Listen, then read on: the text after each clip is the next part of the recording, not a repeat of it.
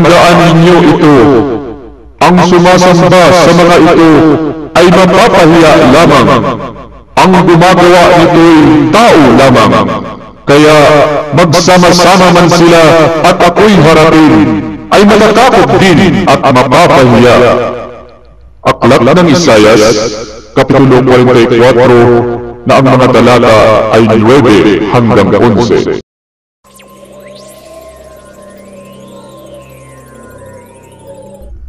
Dagdag pa ng Diyos, ang dinidiyos nila'y di maaasahan.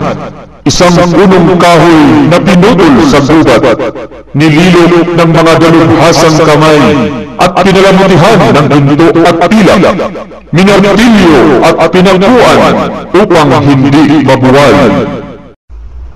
Ang mga Diyos-Diyosang ito'y animo panakot ng ibon sa gitna ng bukid, at hindi nakapagsasalita. Pinapasan pa nila sa balikat pagkat hindi nakalalakad. Huwag kayong matakot sa kanila, sapagkat di sila magkagagawa ng masama at wala ring maibibigay na mabuti. Aklat ng Jeremias, Kapitulo 10, na ang mga talata ay 3 hanggang 5. Ipinagbawal pala at kinamumuhian ng Diyos ang pagkakaroon ng mga rebulto o imahen sa mga altar upang gamitin sa pagsamba o bilang pag-alaala sa Kanya. Kung gayon, ano ang nararapat gawin sa napakaraming imahen at rebultong ito? Ang nakatalang sinabi ng Diyos sa Biblia, sabihin ninyo sa mga Diyos-Diyosan na sila ay hinihuli at pusang mananama sa ibabaw ng daigdig. Aklat ng Jeremias, Kapitulo 10, na ang talata ay 11.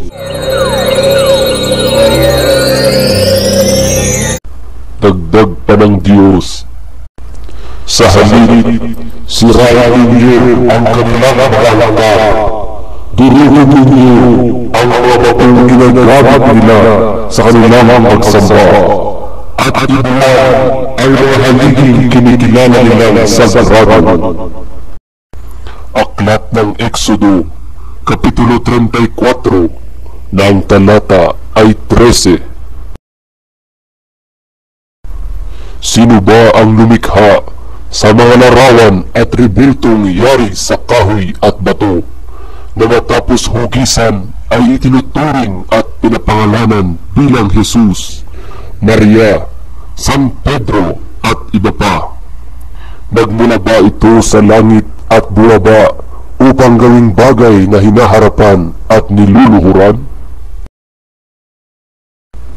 Ang nakatalang sinabi ng Diyos sa Biblia, ang panday ay kumukuha ng isang pirasong bakal at inilalagay ito sa apoy. Pagkatapos ay pinupupok ito ng malakas ng bisig hanggang sa magkahugis. Sa pagkagawa ito, siya ay napuhaw, nagugutom at napapagod. Ang karpintero naman ay kumukuha ng isang pirasong kahoy. Ginuguhitan niya ito ng anyong tao, saka inuukit hanggang sa mayan ang isang magandang rebulto. Pagkatapos, ilalagay niya ito sa kanyang bahay. Aklat ng Isayas, Kapitulo 44, na ang talata ay 12 hanggang 13. Dagdag pa ng Diyos, umupa sila ng patay ito at nagpagawa ng Diyos-Diyosan. Pagkatapos ay niluluhuran nila ito at sinamba. Pinapasan nila ito para dalhin sa ibang lugar. Pagkatapos ay ibabalik sa kanyang lalagyan.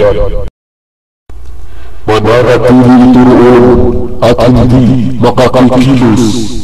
Dalawin naman ito'y hindi makasasagot, ni hindi makatutulong sa panahon ng nagagawa. Aklat ng Isayas, Kapitulo 46 ng talata ay 6 hanggang 7.